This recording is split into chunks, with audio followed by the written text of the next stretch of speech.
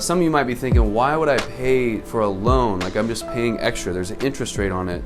So why wouldn't I just pay cash? Or why wouldn't I do the rental arbitrage? Which, again, rental arbitrage is a great way to get started in real estate, and it's a great way to get cash flow. But if you guys are interested in how to buy properties, this is something I want you to put in your mind. Just start with this, okay? There's 4 ways to make money in real estate investing when it comes to owning properties. The 4 ways. Yeah, you should have your notepads out. Start writing this down. Do I need to write this down? Is that what this is? Yeah. What were they again? I can't remember. No, okay, so the first one, if you guys want to write it down, is cash flow.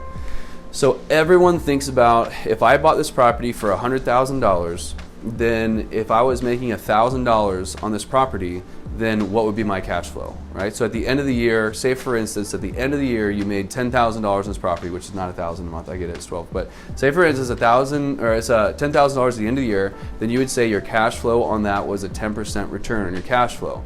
And so when people are talking about being successful in real estate, what is this property cash flow? They always think about that. It's a 10% return, great, and they leave and they walk away, and that's it. That's one of 4 ways you can be successful in real estate. You have to think, when you're trying to invest in properties, you have to hit all 4 key notes. Because if you're just working on one, then you're doing yourself a big disservice. Okay, so the first one, everybody, what is it? Cash flow. Cash flow. Good job. The second one, okay, the second one is going to be, as the market increases, on average, historically, it's about 3%. Now, it depends on where you go. In Southside, over in the South Cedars District area, if you're investing over in the Fair Park District, or even Bishop Arts was exploded for a long time over in that Oak Cliff area, then you have a thing called appreciation. And so your home appreciates. So what you bought like 5-10 years ago that was worth that $10,000, 5 or 10 years later is now hypothetically worth $200,000. And so over that time, you've been making a 10% return on your investment, which is not a 10% return on your investment. Over 2 years, that's 20%. So you have a 20%, 30%, 40%. So it gets nicer and nicer year after year, but the property that you bought is no longer worth that. Now you have $100,000 on top of that. So say for instance, over the 5 years, you've made all that cash, then you divide that cash between the 5 years, and you have $100,000 that you just gained on top of that. And then now you have to divide that $100,000 between those 5 years as well. You add those 2 together, and now you're talking about a more realized ROI. Does everyone understand what that means? So what's the second one? Appreciation, what is it? What is it? Appreciation. Thank you so much. We got to make sure we get these drilled into your head. So cash flow and appreciation. What you bought is not always going to be this. It's going to go high and low, high and low, high and low, and then eventually over a 5 or 10 year, 30 year period, it's going to go up.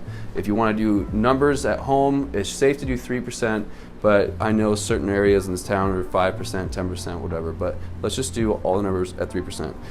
The third thing is debt pay down.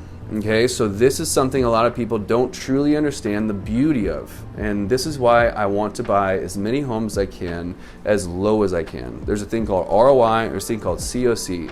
ROI is return on investment. Does anybody know what COC stands for? Good job, buddy. Oh yeah, you know. I've already talked. He's already bought a house through me, so he knows this stuff. The third one is Debt pay down. Good job. So debt pay down. I'm glad you asked. Okay, let's get into that. Okay, so debt pay down is, instead of buying a house for $100,000 cash, and now you're making that $10,000 a year on it, which is how a lot of people do, and that's how they can scale their business, because they just flip. Instead, how beautiful would it be if you can buy $1 million property for that $100,000? So instead of doing $100,000 cash on that property, then put that $100,000 cash in $1 million property, or $1 million worth of properties. And so really what you're doing at that time, and I know it does increase with the rates on the loans, and it's not necessarily $1 million over a 30-year period, but let's just say, for instance, for easy math, I'm not going to go over the top with you guys today. Let's just say, for instance, you're buying $1 million for $100,000. Does that make sense to you guys? So how cool is that to go to the bank and say, hey, listen, I want $100. And like, okay, do you have $100 in your bank? No, I have 1. Okay, so you have $1. Can I exchange my $1 for $100? No, that's stupid. Okay, can I get a loan for $1 to give me $100? Okay, we'll do that. But every time that you pay that loan off, it gets closer and closer to that $100. Let's go back to the $1 million. So once you have that $100,000 loan, every time you pay that loan off, every single month, then you get closer and closer between the debt total, which is the million, and then it's 100, 110, 150, 200, 300. It gets paid off every single month, and then eventually you get to the point to where you have that full $1 million realized over, could be 15-year terms, 30-year terms, or whatever.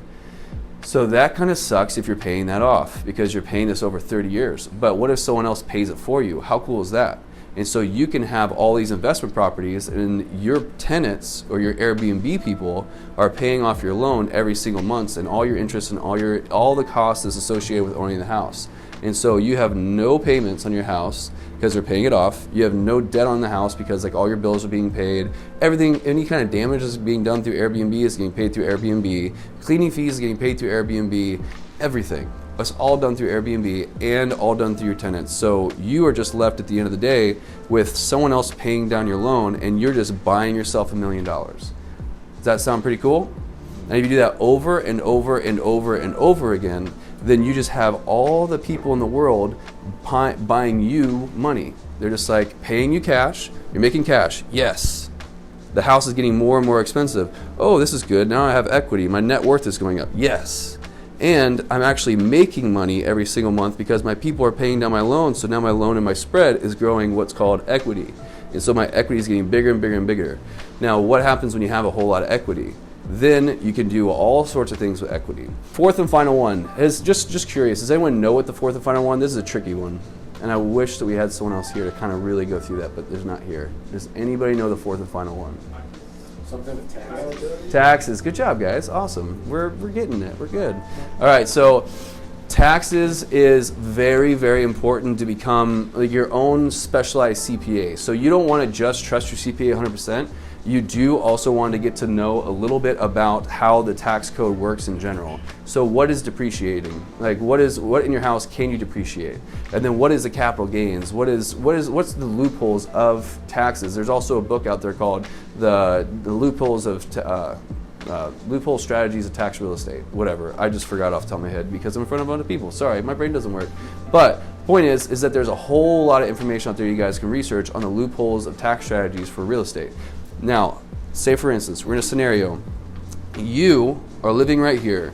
You just made $50,000 this year off of rental income. This is rental income. And then your neighbor, this is you in this house. Your neighbor in this house made $50,000 this year because he's a firefighter. Or let's say for instance, just a teacher, whatever it is, just a normal 9-to-5 job, right? Who's gonna pay more taxes? We both got paid $50,000 this year. Are you both gonna get paid the same amount? Or you both pay this to the IRS? This amount, the same? Who thinks you're going to pay the same? Is anybody going to raise their hand either way? Like, I don't want to be the guy that raises my hand. The teacher pays more. The teacher pays more. If you're a W-2 employee, if you're a standard employee paying standard taxes, you're always going to pay the highest amount with the least amount of deductions. But this person that's getting paid off of wealth that's being made for them, not that they personally created, but the wealth creates wealth, that's taxed totally different.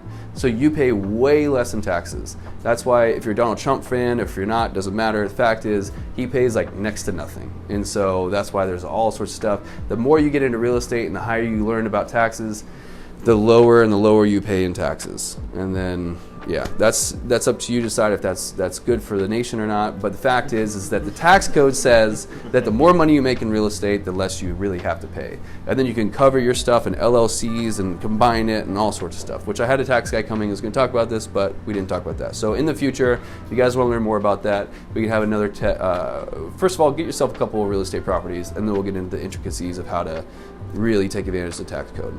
Does everyone get that? So the fourth one is what? Taxes. You can go rich in the United States if you just understand how to avoid paying your taxes. That's just the truth. If you guys want to drive monthly bookings, you jack up your nightly rates and especially your weekend rates, right? Your weekend rate should be double of whatever the market is, and then you will have a discount of like 55% or 60% as a monthly discount instead of at 35%. So now, if somebody, and you could do a weekly one of like a discount of 40%. So by jacking up those rates, you're not losing your searchability, because if guys have watched a lot of my videos, we do SEO, you want to still be on the market for everybody to see you. So by doing a 2-night or 3-night minimum, you won't show up when people are searching, and thus your SEO and your ranking will go down. So the best way to still perform well on Airbnb and get on the first page, but prevent like a bad booking is to price out of the market, and people who are curious to see what $1,000 per night property looks like will click on you. So the window shoppers actually help for your ranking, and then when finally the right customer comes in with a 10-day search or longer, that number that ends up after discount is finally competitive. And so manage your pricing strategy that way.